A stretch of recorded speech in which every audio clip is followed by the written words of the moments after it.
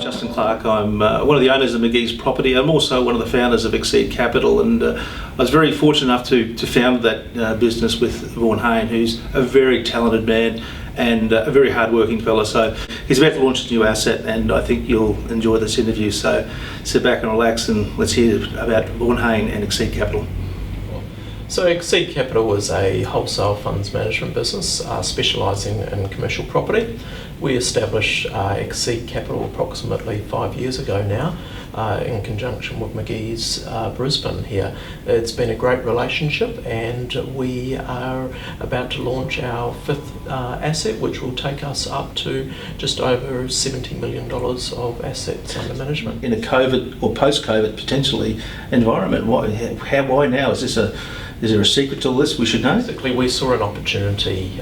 There was an office building available for purchase, and it was in a great neighbourhood area in the Gold Coast. The Gold Coast has got a very strong market down there, and we were able to purchase this asset below replacement costs, which gives us a great opportunity to be able to turn it around to the market. The vendor had to sell, and there wasn't a lot of appetite due to COVID to purchase the asset.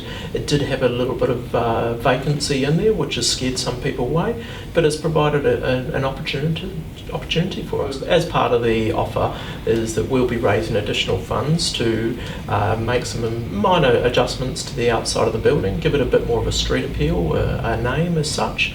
And then also put some money into actually the internals of the building. So where there's 1.5 levels of vacancy there approximately, we're going to be looking at splitting that up into smaller tenancies, so around that maybe 200 to 400 square metre mark, where currently the tenancy stands as a large tenancy of 1,000 square metres or so, and target more the small to medium enterprises in the local area which are trying to get out of the CBD.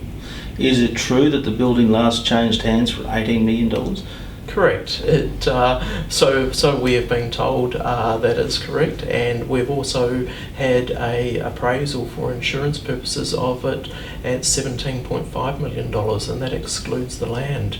And we're purchasing this building at $12.6 million, so we see it as a great opportunity. So what's the current passing net return? What's getting out of the building now? What sort of yields it showing?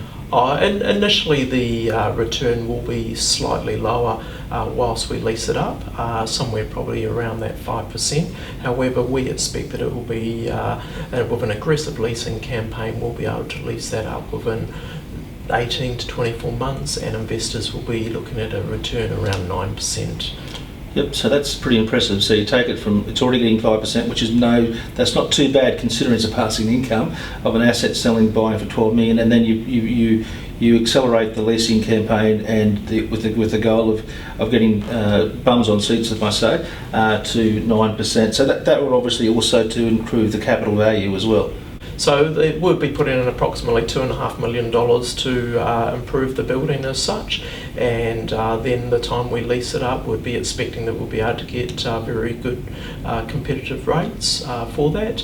What we actually want to be is, it's an A-grade building, 5.5 star neighbours rating, so very energy efficient, and we would like to be pretty much known in that area around the Gold Coast and the Varsity Lakes area as the best building for rent per square metre.